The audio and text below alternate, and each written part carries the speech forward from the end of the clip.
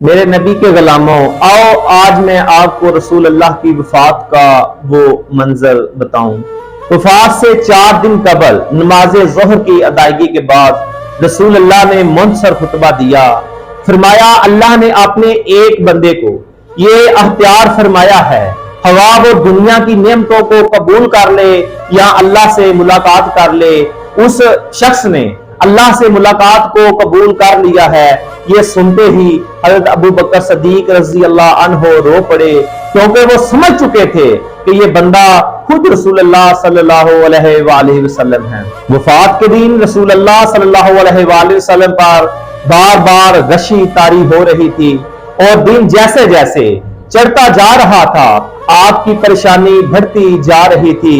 یہ دیکھ کر نبی صلی اللہ علیہ وسلم کی لاڈلی بیٹی حضرت فاطمہ رضی اللہ عنہا بولی، ہائے میرے بابے کی بے چینی۔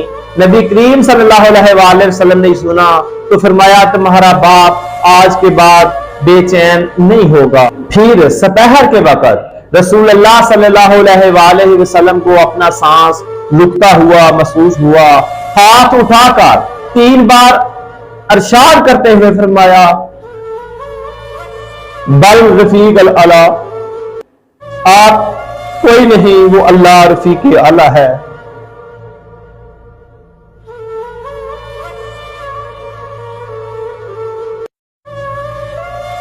یہ کہتے ہوئے ہاتھ مبارک لٹک گئے اور روح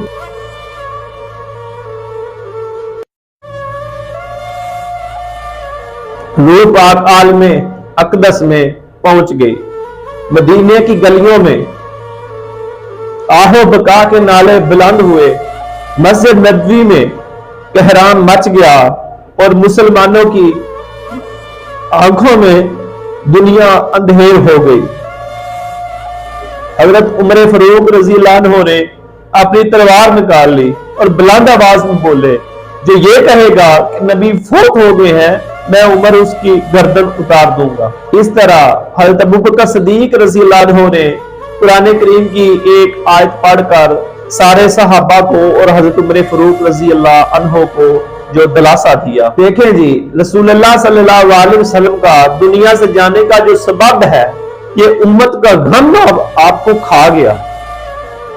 امت کے غم میں ہر وقت رسول اللہ صلی اللہ علیہ وسلم کو آخری وقت بھی ہماری فکر رہی، ہم گناہ گاروں کی جو فکر رہی، اور آج ہم کتنے جو انگریزوں کے ہم مقلد، ہم رسول اللہ صلی اللہ علیہ وسلم کی شان، رسول اللہ صلی اللہ علیہ وسلم کے معجزات، ان کے کمالات پر ہم تنقید کرتے ہیں، اور ہم کیسی کیسی جو بے ادبیاں کرتے ہیں۔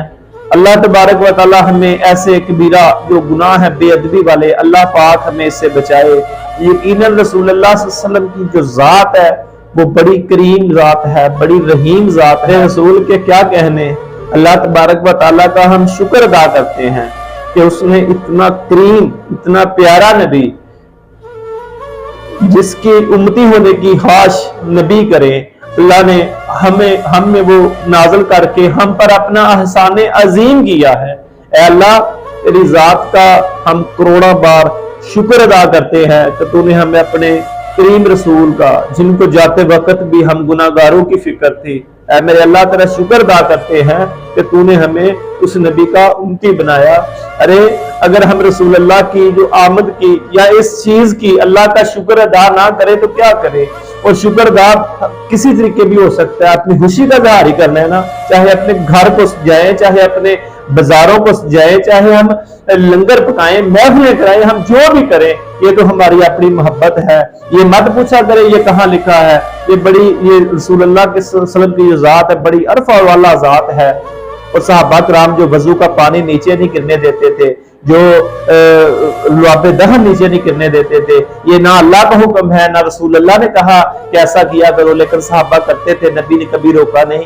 تو آپ کون ہوتے ہو ہمیں تنقید کا نشانہ بنانے والے؟ یہ ہماری اپنی محبت ہے، ہم جھنڈیاں لگائیں، ہم جھنڈے لگائیں، ہم لائٹیں لگائیں۔ یقیناً کریم نبی صلی اللہ علیہ وسلم اللہ نے ہم پر عظیم احسان کیا ہے، اور ہم اللہ تبارک و تعالیٰ کا شکر ادا کرتے ہیں۔